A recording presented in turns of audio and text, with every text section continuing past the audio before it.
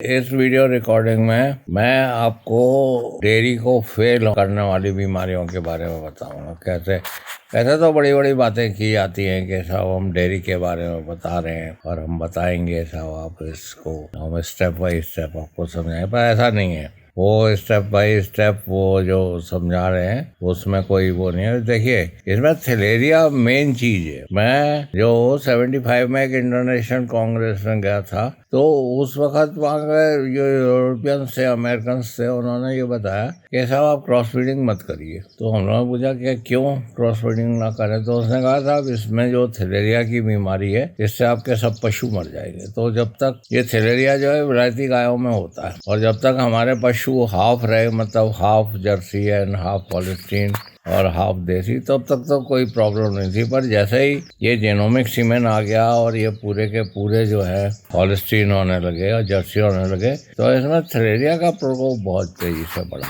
और होता यह है कि इसमें इसका वैसे तो आपको 50 सिम्टम बताए जाएंगे, पर मैं तो इसको माइक्रोस्कोप से मतलब आइडेंटिफाई करता हूँ और मैंने काफ़ी जानवर बचाए। तो इसमें माइक्रोस्कोप से इसका सीखना बहुत ज़रूरी है। और वैसे भी अगर आपके पशु को 105 106 बुखार हो रहा है और वो मिट्टी खा रहा है, तो उसको तुरंत सदी ब्रू पार्वोकोनैन होती है, इसकी एक कोनैन है, वो दवाई दीजिए, अन्यथा ये पशु मर जाएगा। इसके मरते कोई देर नहीं लगती। इसमें यंग पशु बहुत जल्दी मरते हैं और इसमें बच्चे भी मरते हैं। मेरे पास दिन भर फोन आते हैं कि साहब वो ऐसा है, मैं कौन सा सीमेंट लगाऊं, इससे कितना दूध बढ़ जाएगी, इसमें क्या संभावना है। अरे दूध तो पीछे बढ़ेगी। चक्कर ये है कि 30% ही एआई होता है और मुश्किल से 2-4% में ही अच्छा सीमेंट लगता है। अब उसमें से अगर बच्चा पैदा हो जाता है, पहली बात तो मेल होगा कि फीमेल होगा, 50% तो कंसेप्शन होगा ही नहीं, 50% मेल और फीमेल होगा। तो मान लीजिए अब 25%, मतलब 4 बच्चे हुए, उसमें से एक ही बच्चा आपका जो है बचेगा। अब उस बच्चे को अगर पेट से थैलेरिया आ गया, वो पेट से ही आ जाता है, तो वो बच्चा मर जाएगा। तो आपका जो है जो थैलेरिया से अपने बच्चों को बचा लेते हैं, जिनके एनिमल्स जो है वैक्सीनेटेड रहते हैं थैलेरिया के अगेंस्ट, जैसे पंजाब में कर रहे हैं और गुजरात में भी कर रहे हैं, कहीं कहीं और भी कर रहे हैं, लोगों में जागरूकता आ रही है, तो उनके पशु तो बच जाते हैं। अब अगर मान लीजिए बच्चे को थैलेरिया हो गया, हो जाएगा, वो टिक से नहीं होता है, वो जो है माँ के पेट से ही आता है, तो वो थैलेरिया में बच्चा मर जाएगा। उसको 105 106 बुखार होगा और फिर वो उसको जो है डायरिया हो जाएगा, वो मर जाएगा। तो ये बड़ी अजीब सी बात है कि साहब इतना बड़ा प्रोग्राम चला दिया डेयरिंग का और थैलेरिया का, कहीं पे कोई वो ना डायग्नोसिस है ना कुछ हुआ है। जब तक उसको एंटीबायोटिक देते रहेंगे उसका ना बुखार उतरता है ना कुछ होगा, अदल बदल का एंटीबायोटिक दे देते हैं। तो इसका वैक्सीनेशन भी है। वैसे वैक्सीनेशन पे मैंने वीडियो बना रखी है, पर इसके वैक्सीनेशन में चक्कर ये है, फुट एंड माउथ की तरह ये सस्ता नहीं है। ये 40,000 का आता है और वो 300 डोज देते हैं 40,000 में, और वो लिक्विड नाइट्रोजन में रखा जाता है। तो पंजाब के फार्मर तो बहुत सारे मतलब इसको लगा लेते हैं, पर मतलब और फार्मर्स इसको नहीं लगा पाते हैं। बहुत से पशु मरते हैं थैलेरिया से। अब ताज्जुब की बात है, थैलेरिया पहले बफेलो में नहीं होता था, पर अभी भी तो ये बफेलो में हो रहा है, बफेलो में थैलेरिया। और थैलेरिया के साथ साथ एनाप्लाज्मोसिस भी होती है, बवेसिया भी होता है, मेरे पास ट्रिपनोसोमाइसिस भी हो जाती है। तो ये जो है टिक बॉर्न इन्फेस्टेशन, ये टिक्स से होता है। देखिए, जो बवेसिया है, रेड वाटर डिजीज है, और जो एनाप्लाज्मोसिस है उसका तो ऐसा है कि वो खून में जाती है डायरेक्टली। और ये जो है थैलेरिया जो है ये मतलब लिम्फ ग्लैंड के थ्रू आता है। लिम्फ ग्लैंड में इम्यूनिटी सारी होती है, तो ये पहले तो इम्यूनिटी डिस्टर्ब करता है, वहाँ बैठा रहता है लिम्फ ग्लैंड में, और फिर जब 40 डिग्री से जाए टेम्परेचर हो जाता है, एनिमल स्ट्रेस में आ जाता है, उस समय निकल के खून कोशिकाओं को मारता है, फिर बहुत बुरी तरह से मारता है। और 2 ही 3 दिन में पूरे के पूरे यंग एनिमल पर, जो एनिमल बच गए इस मतलब जो बूढ़े हो गए, उनमें ये ज़्यादा नहीं होता है। और इसमें ये भी बता दूं मैं कि ये एक बार इसका वैक्सीनेशन लगा दिया तो इसका पॉजिटिव ही आएगा। गुजरात में या पंजाब में बहुत से लोग कराते हैं। ये मैं डेयरी फेल होने की बीमारियों के बारे में बता रहा था। पार्ट 1 में मैं थैलेरिया को बताया हुआ हूँ, और ये बहुत डेंजरस बीमारी है। जब तक आप इससे वैक्सीनेशन नहीं कराएं, आप डेयरी नहीं चला सकते। आपके पशु कभी भी मर सकते हैं, नए लाए हुए पशु भी मर जाते हैं। इसमें दिक्कत यह है कि बुखार आता है, डॉक्टर एंटीबायोटिक देता है, एंटीबायोटिक से कुछ नहीं होता, ब्रूपार्वोकरन से होता है। और इसका टेस्ट जो है माइक्रोस्कोप से किया जा सकता है, उसका माइक्रोस्कोप का यहाँ पर दिखाया जा रहा है। दूसरी बीमारी जो है वो है अबॉर्शन की, एनिमल में अबॉर्शन हो गया। मेरे पास कल भी आया था साहब, 5-6 एनिमल में अबॉर्शन हो गया। तो अबॉर्शन के लिए ब्रूसेलोसिस से होता है, ज़ूनोटिक डिजीज है, वो आदमियों को भी लग जाती है। कभी कभी कोविड के संग ब्रूसेलोसिस भी हो जाती है, तो बहुत आदमी मरते हैं।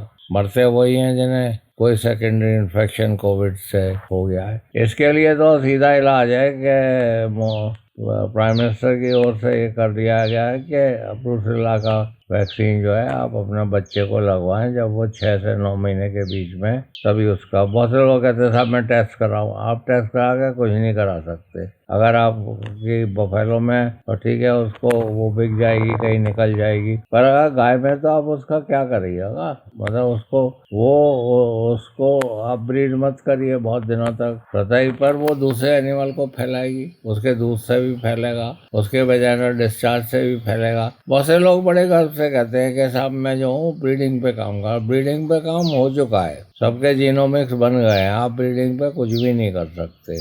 आप जो है इससे थैलेरिया बवेसिया से बच के रहिए, इससे थैलेरिया बवेसिया और ये जो है ब्रूसेलोसिस से बच के रहिए, अन्यथा डेयरी फेल हो जाएगी। तो ये पार्ट 2 चल रहा है इसका, लीथल बीमारियों का। और लंबी डिजीज से भी बहुत एनिमल मरते हैं, लंबी के साथ साथ उधर थैलेरिया है ना, प्लाज्मोसिस और ये सब हो जाता है, तो उनसे आप बच के रहिए। इसका यही है, माइक्रोस्कोप से टेस्ट करा लीजिए और कोई ब्लड प्रोड्यूस नहीं होना चाहिए, ठीक है। और इसमें जो है लंबी का वैक्सीन है, वैक्सीनेशन कराइए, साल में 2 बार करा लें लंबी का वैक्सीनेशन, और अपना पशुओं को की इम्यूनिटी बढ़ा के रखिए। उसके लिए विटामिन AD3 दीजिए और क्या कहते हैं लीवामेसॉल का इंजेक्शन लगा दें। अब अभी मेरे पास फोन आया था साहब, वो फाइब्रोसिस हो गई है थन में। अब थन का बहुत फिक्र करनी है। पहले तो आप ऐसे बुल से क्रॉस कराएं जिसमें सिम्बाटिक सेल काउंट जो है वो काफी नीचा है। ऐसे भी बुल्स हैं जिसमें मैस्टाइटिस कम होती है, तो देख लीजिए, वो सालों से भी मिलता है उनका, और ऐसा भी आनंद से भी मिलता है।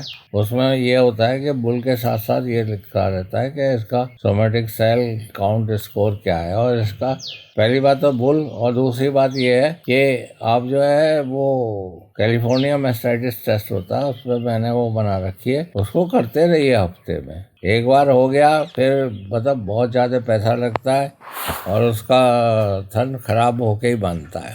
भैंस का भैंसा हो जाता है, तो इससे बड़ा नुकसान होता है मैस्टाइटिस से। इसका सिंपल सा है कि आप जो है कैलिफोर्निया मैस्टाइटिस टेस्ट लगाइए, मेरा वीडियो बना हुआ है, और उसमें एक पैडल होती है, उसमें दूध डाल के और सॉल्यूशन डालिए, अगर उसमें टेस्ट में पॉजिटिव आ जाता है तो अपने एनिमल को फौरन से AD3 और ये जो है, मैं तो लैक्टेड आता है एक चीज, लैक्टेड, तो लैक्टेड मतलब उसको देना शुरू कर देता हूँ, अडर प्रोटेक्शन अडर हेल्थ प्रोटेक्शन का के लिए वो। तो आप इसमें ये मिनरल मिक्सचर को दोगुना कर दीजिए, इसमें विटामिन AD3 जो है आप देंगे और कुछ मिनरल्स देंगे, तो उससे जो है ये हो जाता है। इसका आपको प्रोटेक्शन ही करना है। एक बार मैस्टाइटिस हो गई और आप ज़्यादा इधर उधर के इलाज में पड़े या आपने फिक्र नहीं की, तो आपकी भैंस बिल्कुल, वो गाय बिल्कुल खराब हो जाएगी। एक सामने मुझको एक 50 लीटर की गाय जो थी वो मुफ्त में दे दी, बोले इसके 2 थन खराब है, डॉक्टर साहब आप ठीक करें।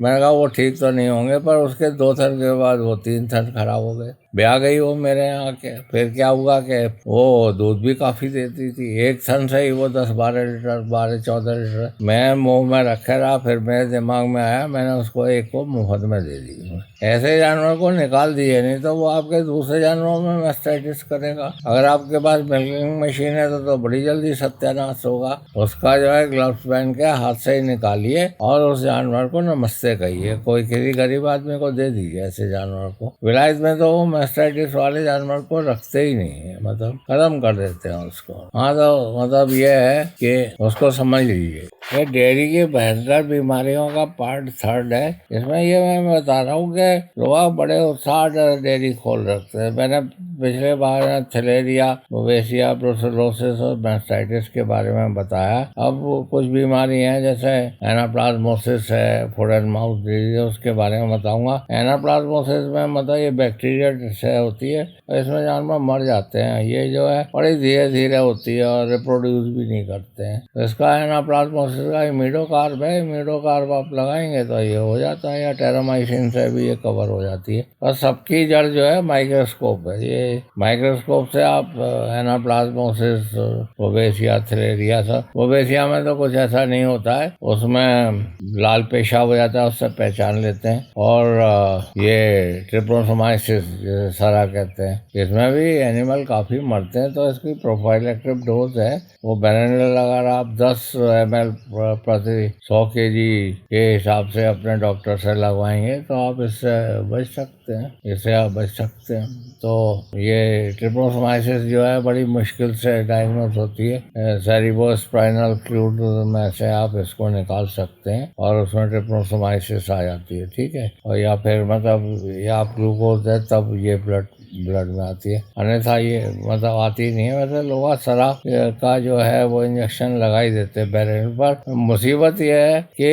इस इंजेक्शन को बवेसिया के लिए तो 5 ml प्रति 100 kg लगाया जाता है और ट्रिप्नोसोमाइसिस के लिए 10 ml प्रति 100 kg काउज और बफेलोज में लगाया जाता है। तो इसको देख लीजिए 50 ml से ज़्यादा नहीं। अपने वेटरिनरियन से पूछ लीजिए। जब तक आप थैलेरिया, बवेसिया, ब्रुसेलोसिस और लास्ट में मैं ये बता रहा हूँ फुट एंड माउथ सर, वो उसके लिए तो आप साल में 2-3 बार वैक्सीनेशन कराइए अपने एनिमल का। और मैंने टिफ्रोसैप का इसमें प्रयोग किया है, तो टिफ्रोसैप इसमें काफ़ी अच्छा काम करती है। फिनानाइनर टिफ्रोसैप को लगाइए और अगर आपके पशु को हो जाता है तो उससे ये कवर हो जाएगा। वैसे ये पंजाब में काफ़ी लगा रहे हैं लोग टिफ्रोसैप को, तो इससे वो पशु तुरंत ठीक हो जाता है। पर इसके लिए वैक्सीनेशन ही इसका इलाज है। साल में 2-3 बार वैक्सीनेशन कर लीजिए। इसकी वैक्सीन अलग से आती है, तो आप उसको